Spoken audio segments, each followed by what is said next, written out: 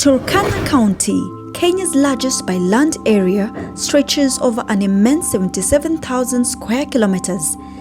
Bordered by Lake Turkana to the east, Uganda to the west, and South Sudan and Ethiopia to the north, it stands as a land of breathtaking beauty, but also of heartbreaking struggle.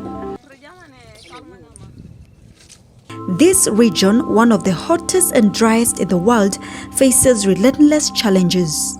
Hunger and poverty have taken root here, driven by prolonged droughts and unpredictable rain seasons.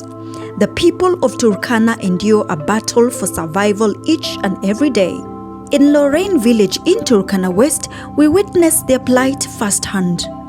For this community, water is life, but it is also their greatest struggle. Their primary water sources are hand-dug shallow wells, becoming even deeper in desperate attempts to reach water. Here it's just a small portion, and they have to come and wait for the water to rise up, and before they can be able to fetch the water. And as you can see, a lot of big water containers, and besides walking long distances to get here to where they would be able to wait for the water, I am imagining how long they will have to wait for the water to rise up in order for them to fill their containers. It is such a need in this community. Sometimes the residents will have to stay here for hours before they can be able to access clean water. We just noticed that there is a small structure, a temporary structure.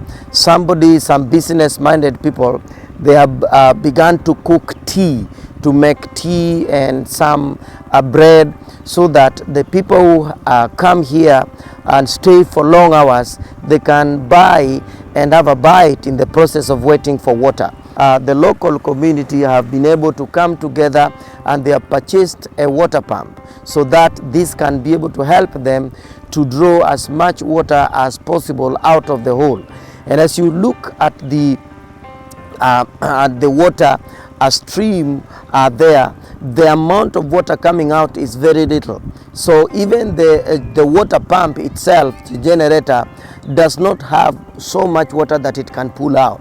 So it is such a confusion and such a dilemma in this community, but they got to do what they got to do to be able to access water, because water is life.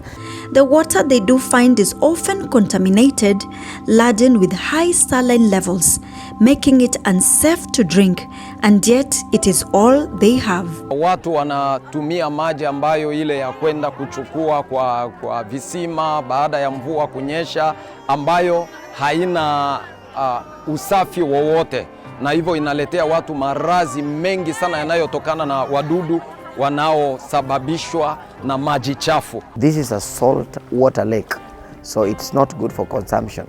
And so I just want to pray that together, in partnership with all of you, we can be able to help provide the basic thing that the people of Turkana need, and together we can continue to use that platform to spread the gospel, to just let them know that Jesus loves them.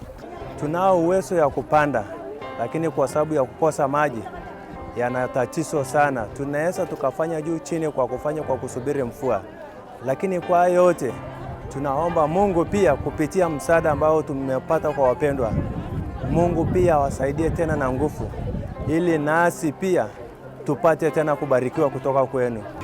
Fetching water is a grueling task.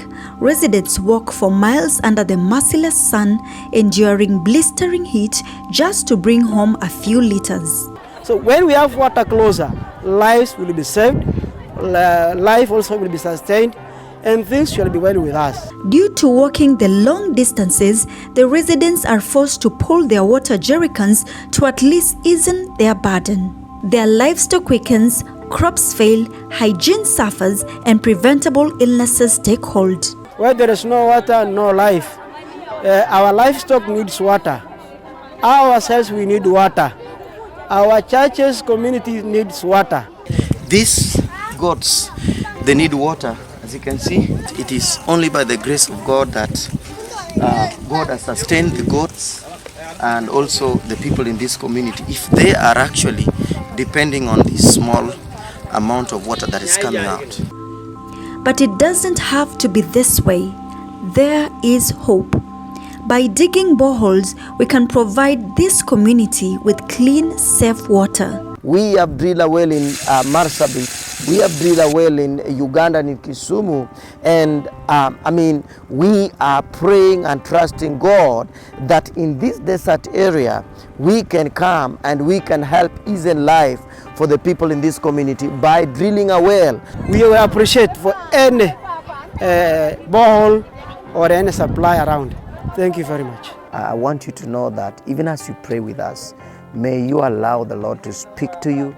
May you allow the Lord to let what breaks his heart to break your own heart, that we may be able to continue spreading the gospel in this area. You may not be able to come in physical, but you can send us. You can partner with us to be able to serve the children and the great people of Turkana. Water that will nourish their families, sustain their livestock, and give them a chance to rebuild their lives.